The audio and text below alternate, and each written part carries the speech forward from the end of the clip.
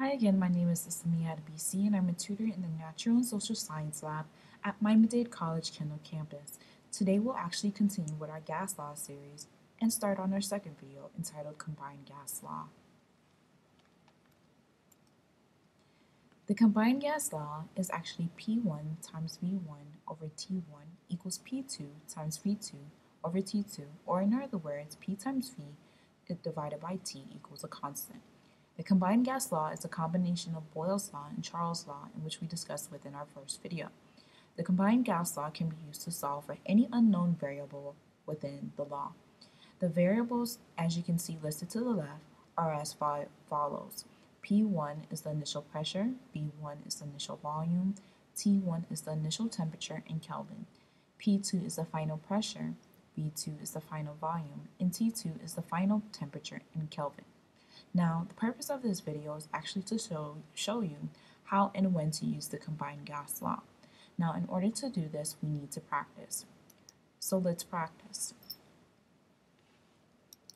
Our first practice problem states 500 liters of a gas prepared in 700 millimeters mercury and 200 degrees Celsius. The gas is placed into a tank under high pressure. When the tank cools to 20 degrees Celsius, the pressure of the gas is 30 atmospheres. What is the volume of the gas? As you can see on the left-hand side, I already wrote out the combined gas law. And the reason why I did this is because we have initial and final values of pressure, volume, and temperature. And we're actually looking for the final volume. We listed all the values that was given within the problem itself, and we actually converted it to the appropriate unit in which it needed to be for this actual gas law. This was also reviewed within the first video. So if you need help with units of pressure, volume, or temperature, please review video 1 of the gas law series. So let's get started. Now, because we're looking for volume, or the final volume to be correct, we're going to actually manipulate this equation to isolate final volume. So in order to do that, I'm going to write this over again.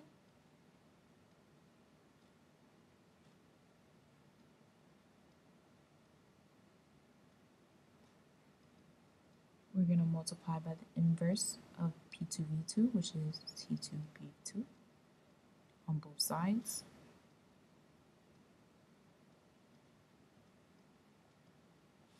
This is going to cancel out. And now we have our final volume that's isolated.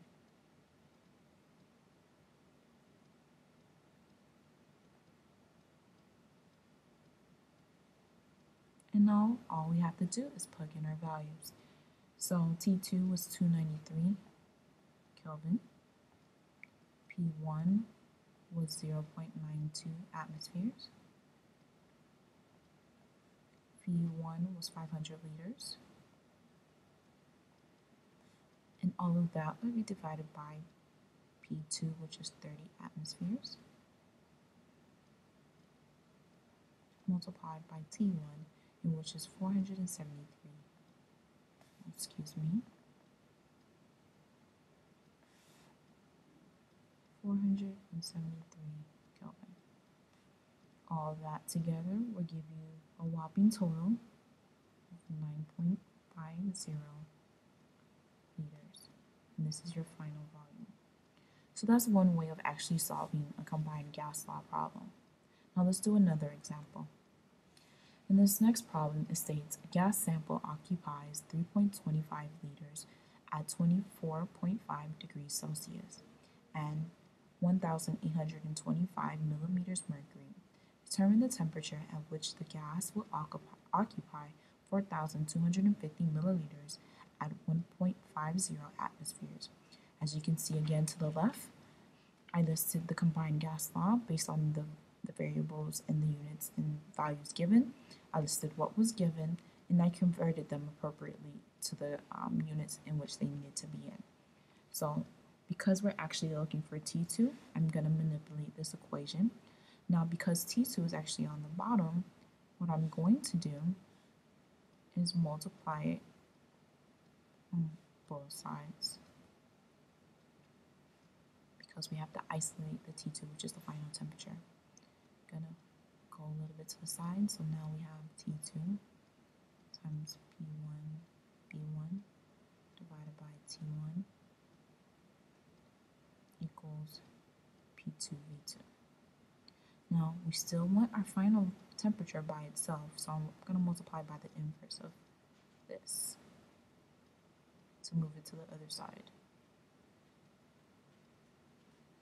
So these are going to cancel out, and now it's T1 P1 B1.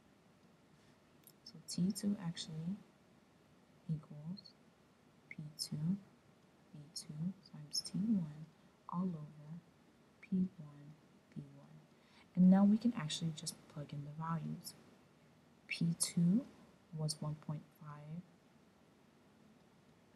atmospheres. V2 was 4.25 liters. T1, well, remember, T1 is 24.5 degrees Celsius. I actually need to convert this, right? So I'm going to add 273, and that's going to be 297.5. Excuse me about that.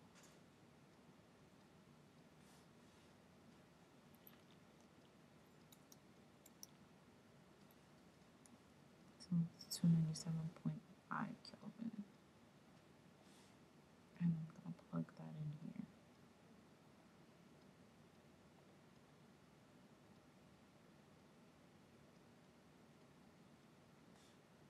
Divided by P1, which is 2.4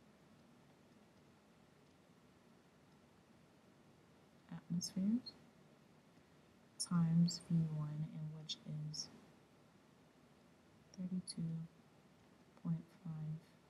liters, which will give you the whopping total of 24.3 Kelvin, and which is your final temperature. Now, those are two ways in which you can actually see how we use the combined gas law. I hope these practice problems help, and in our next video, we'll actually be going over the ideal gas law. Thank you for watching.